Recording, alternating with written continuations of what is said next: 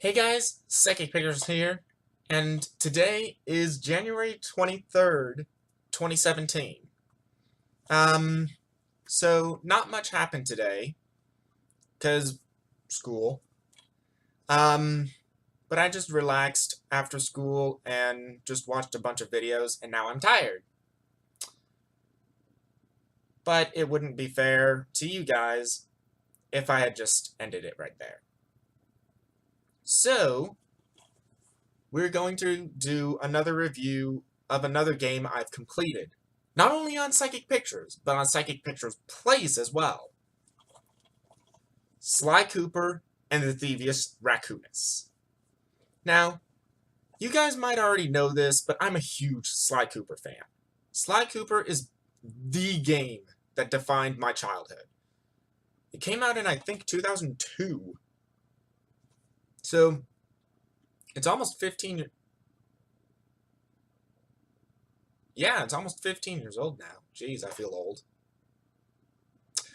But it still holds up as a very good game. So it's Sly Cooper and the Thievius Raccoonus. I really like the game.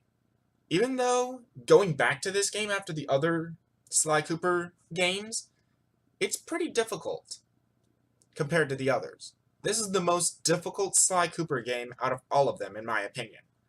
Because you don't have an HP bar. You have one hit and you're done.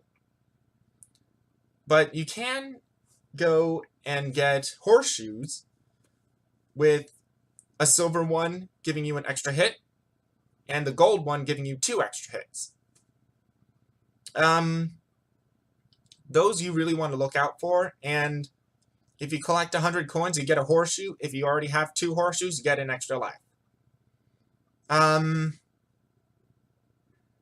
And overall, I think that Sly Cooper and the Thievius Raccoonus is a really good game. So, let's talk about what it is.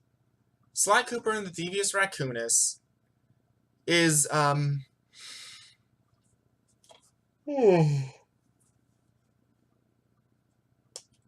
Sly Cooper is a thief, and he needs to steal back his family book, the Thievius Raccoonus, which he has had stolen from him 10 years ago as of the game, I believe. And he needs to go and steal his family book back. From the bad guys, of course. The Fiendish Five. Now, the Fiendish Five, I'm going to go over and say this person's level. Because each one of them has their own level, and you can go and pretty much say, oh, it's this person's level. So, Raleigh's level, which is the first member of the Fiendish Five, Raleigh's level is basic. It gets you into the mechanics that Sly Cooper has with bottles and missions that don't even have safes in them.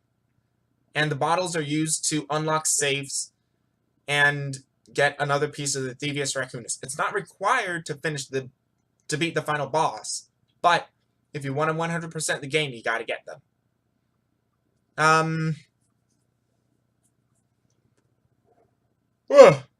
I'm yawning a lot, jeez.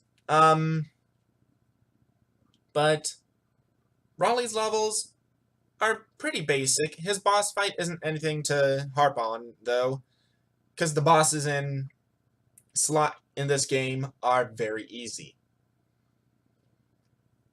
He's just bloats to a giant size, and then the effect wears off and you hit him. Mugshot's levels are a little bit more challenging. But I still think that Raleigh's was better designed. But Mugshot's level did go and introduce driving in this, which I absolutely don't like. I hate them. Because the driving, you have to get first. And in order to beat the final boss, you have to get first. You have to get good at the driving sections.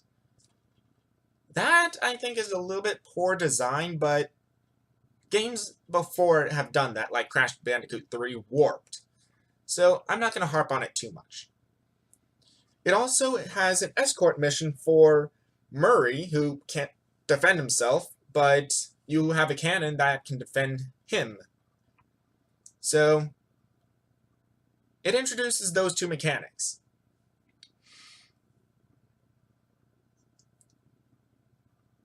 By far the worst levels are in Ms. Ruby's section.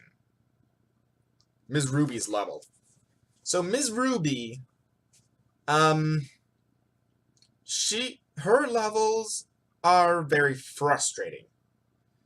Because some of them involve you taking down ghost towers with the ghosts going after you.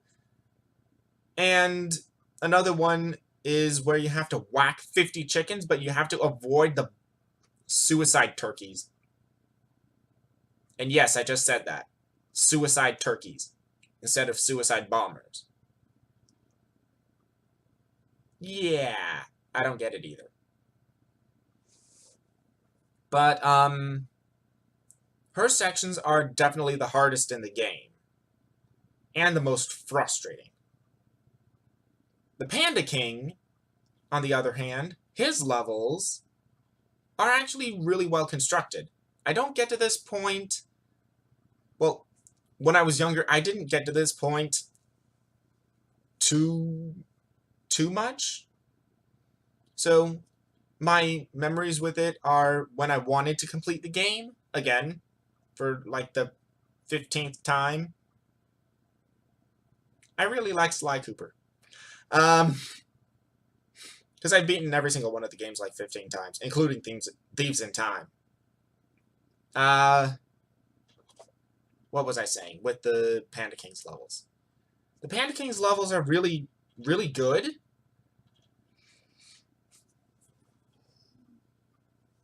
But it does have the really bad sections from Mugshot's section, which are the driving section and the escort mission.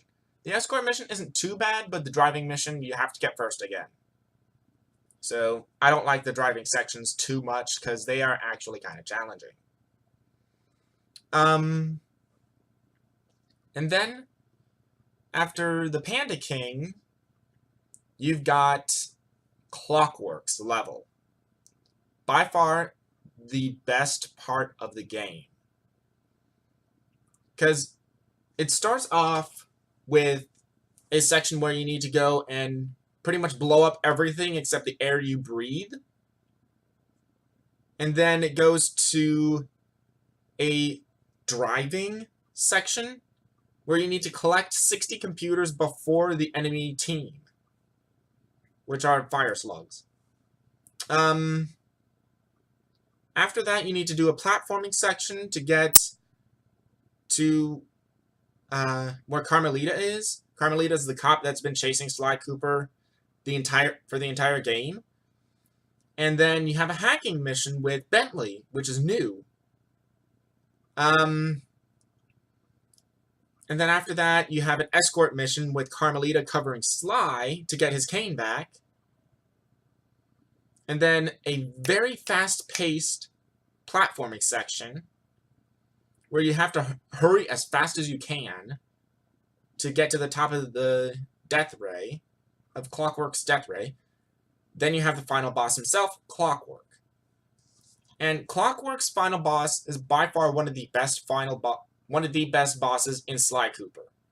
Not just this game, but the entire franchise. I really liked that section. Because you're up in the air with a cannon, and you're shooting cannons at the weak spots that Carmelita shoots at. And that's pretty much it. That for the first two sections. And then the third section is actually a platforming section, which is a little weird, but it actually does do a little bit of a challenge. A little bit. But I still think that Clockwork's final boss is very good. And, as I said, overall, I really love this game. This is by far one of the best games I have played. It's not the best, but it's one of the best. What else can I talk about with this game?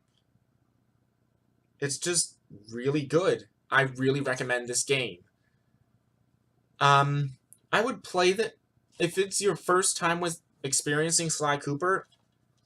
This game would not come to mind in the series, because this game is the first in the series, and it kind of shows. And is the only one in the series that plays this way. What I mean by plays this way is every other game you have a health bar, and you don't die in one hit, most likely. Well, for most of the time you don't die in one hit. This game, you do. And you need horseshoes to pretty much build up your health bar through no error of your own. But I think that Sly Cooper and Thievius Raccoonus is a really good game. I'd recommend the sequel to it, but you need to finish this game in order to find out what happens in the sequel. So, I believe that is it for this vlog. This has been Psychic Pictures, and I'll see you guys tomorrow.